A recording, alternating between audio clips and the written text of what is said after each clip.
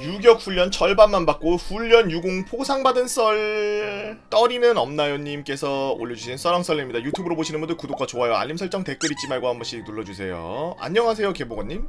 유튜브로 재밌게 잘 보고 있는 구독자예요. 재미가 있을런지는 모르겠는데 제 군생활 중에 있었던 일 하나 공유해볼게요. 저는 17년도 5월에 철원에 있는 육군 모부대에 입대해서 군생활을 했습니다. 일반 보병부대였으니까 작업하고 훈련하고 작업하고 훈련하고 근무 서고 작업하고 훈련하고 근무 서고 그런 생활의 반복이었죠. 1, 2병 때야 선임들이 많아서 더 일에만 집중하고 다른 썰이 나올 것이 없었습니다.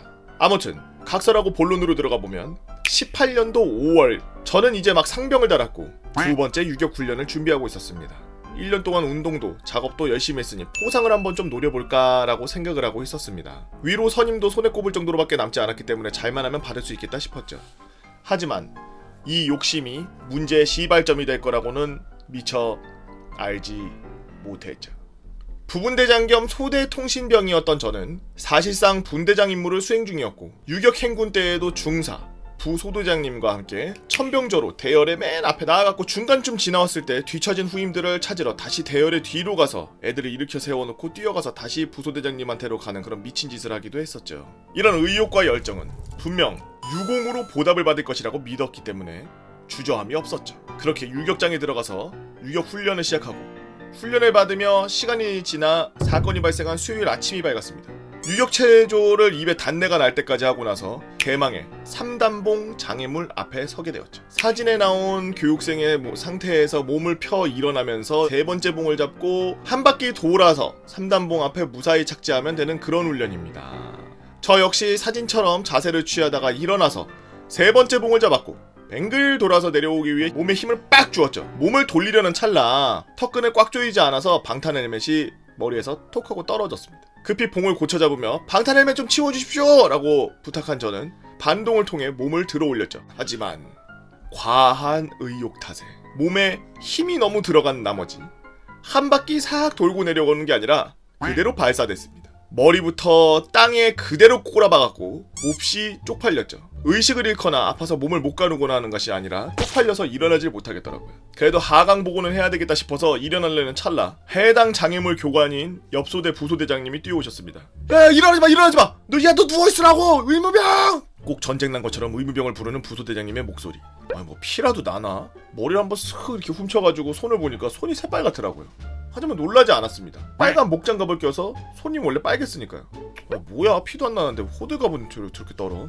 하고 일어나려는 차에 의무병과 중대장님이 뛰어오셨고 의무병은 제 머리에 붕대를 챙챙챙챙 감기 시작했죠. 사색이 된 중대장은 저의 손을 벌벌벌 떨며 잡으면서 말했습니다. 야 땡땡아 중대장이야 내 말 들려? 괜찮아? 자 앰뷸리 저 앞에 교장으로는 못 올라오는데 걸을 순 있겠어? 아니 들 것 갖고 오라 그럴까? 상황을 모르던 저는 대수롭지 않게 대답했습니다. 문제 없습니다. 근데 안경을 좀 찾아야 될 것 같습니다. 내 안경이 없어졌습니다. 부소장님께서 안경을 가져다 주시지만 이미 안경의 다리가 박살나 있었죠. 의무병한테 혹시 반창고나 테이프 있으면 좀 감아줄 수 있겠냐고 부탁을 했고 대충 수리한 안경을 쓰고 일어났습니다. 일어서서 주변을 돌아보자 중대장님을 포함해서 모든 사람들의 얼굴이 사색이 되어 있더라고요. 저는 여전히 이해할 수 없었죠. 그렇게 앰뷸런스까지 내려와서 사이드미러로 제 얼굴을 보고 나서야 저는 알았습니다. 말 그대로 피칠갑을 하고 있는 제 모습을 말이죠. 그렇게 사단 의무대와 포천 병원에 후송 처치를 하고 양주 병원까지 가서 검사를 받게 되었습니다. 문제는 유격 훈련 도중에 양주까지 왔기 때문에 CS복 차림으로 있었고 가진 게 아무것도 없었죠. 검사를 받으려면 무조건 입원을 해야 된다는 양주병원의 군의관 말에 저는 말없이 행정보호관님을 쳐다보았습니다. 야 지금 훈련이 대수야! 입원해서 검사 받아 이 새끼야! 검사를 받으라는 행정보호관님의 말씀에 따라서 입원 절차를 하고 검사를 받았죠. 결과는 다음날에 나오니 행정보호관님은 돌아가는 게 좋겠다고 하여 배웅하러 나갔습니다. 그리고 떠나가는 행정보호관님을 붙잡고 말씀드렸죠. 행정보호관님? 10,000원만 빌려주시면 안 되겠습니까? 머리를 진짜로 다친 건가 이 새끼 왜 이러나 싶어하는 표정의 행정보호관님은 눈만 깜빡거렸습니다. 유격훈련 중이라 와서 지금 옷도 CS복밖에 없고 가진 게 아무것도 없습니다. 오늘 씻을 칫솔이랑 속옷 살 정도의 돈만 좀 빌려주시면 부대 복귀하고 나서 갚겠습니다. 10,000원만 빌려줄 수 있겠습니까? 그제서야 납득한 행정보호관은 5,000원짜리 2장과 핸드폰 번호를 적어주고선 훈련장으로 돌아갔죠. 그렇게 PX로 가서 수건이랑 칫솔, 속옷을 사고 대충 씻고 병실 침대에 멍하니 누워 있었습니다. 그렇게 병실에서 멍하니 있던 중 저녁 점호 시간에 좀 못 미쳤을 즈음 담당 군의관님께서 오셨습니다. 자네가 땡땡상병이지? 검사 결과 나왔어. 뭐 그렇게 큰 이상은 없네. 유격 훈련 도중이랬나? 야, 좋겠다 야. 훈련 끝났네. 한 일주일 쉬다가 대대로 복귀하면 돼. 이상 없습니까? 감사합니다. 내일쯤 대대 공문 갈 거니까 내일 저녁에는 짐 받을 수 있을 거야. 편히 쉬다가 가라. 그 순간 갑자기 머리에 스쳐 지나가는 이게 아닌데 라는 생각이 지나갔죠. 저희 대대는 지금 사람이 아무도 없었기 때문입니다.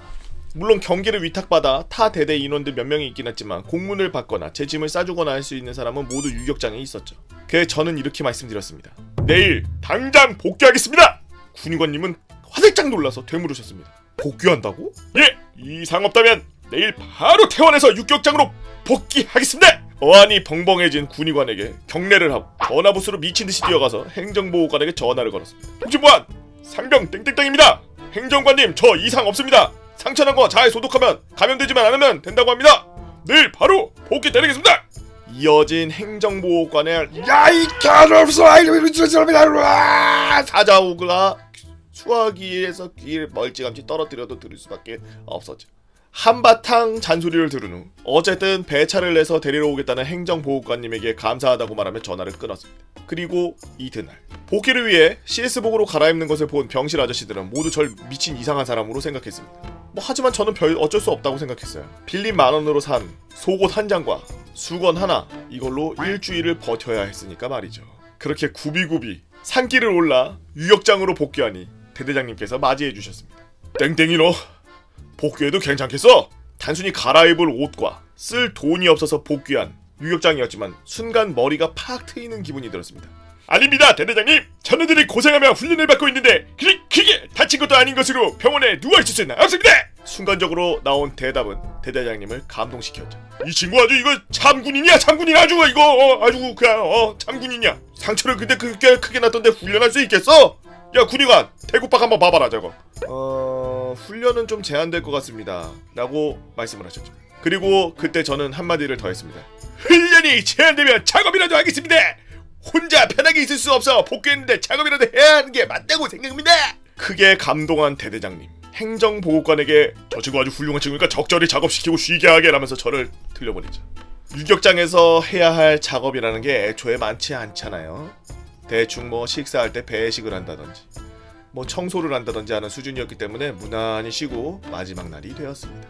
아직도 유공의 눈에 멀어있던 저는 행군까지 빠지면 이번 유공은 그렇다 치더라도 다음 훈련 때 유공을 받기가 힘들 수도 있겠다고 판단해서 죽어도 행군을 가겠다고 소대장님과 중대장님께 때를 썼죠. 방탄 헬멧을 쓰는 것이 문제가 될 것 같다면 정글모를 쓰고 가겠다. 어떻게든 갈 방법이 있지 않겠냐라고 했죠.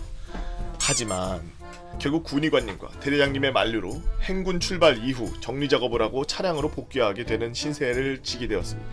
그렇게 유격훈련의 절반을 날려버린 터라 유공부상은 그냥 완전 하늘나라로 갔구나 라고 생각했죠. 그렇게 다소 아쉬워하면서 생활하던 어느 날 유격훈련 평가 토론과 교육을 위해 대대 전병력이 한 곳에 모였고 이번 유격훈련의 유공자를 발표한다고 하셨고 당연히 저는 기대를 전혀 하지 않은 상태였죠. 정말 열심히 훈련한 동기가 받기를 기원해주고 있었습니다. 엔준대의 상병 AAA 그리고 상병 땡땡땡이 이상 2명 앞으로 그 동기의 이름과 함께 제 이름이 호명되자 당황하면서 일어났고 대대장님의 유공의 이유를 대대 전원에게 설명해 주셨죠. 땡상병은 A상병에 버금갈 만한 무수한 인원임에도 불구하고 불의의 사고를 당해 이번 훈련 중간부터 작업으로 열애되었다. 하지만 병원에서 쉬라고 했던 것을 떨치고 복귀해서 대대원들의 훈련을 위해 힘써준 것은 A 못지않게 큰 공이라고 생각한다. 돈과 옷이 없어서 일주일 동안 같은 빤스를 입기 싫어서 복귀한 것이었지만 대대원들과 함께하는 참군인의 표상이 되어버리는 어처구니 없는 일이 벌어진 거죠. 그렇게 바라던 유공포상을 받고 휴가에 넉넉한 보탬이 되었습니다. 쓰다보니 생각보다 좀 길어졌네요. 읽어주셔서 대단히 감사합니다. 떠리는 없나요님께서 올려주신 썰랑설레 재밌게 잘 봤습니다. 유튜브로 보시는 분들 구독과 좋아요, 알림 설정, 댓글 잊지 말고 한 번씩 눌러주시고요. 여러분들의 재미난 이야기 네이버 카페 개보고 펜다모라 개펜다로 오셔서 썰랑설레 게시판에 다가글 남겨주시면 유튜브로 작업해서 업로드하겠습니다. 군대에서 다치지 마세요. 안 다치는 게 최고입니다.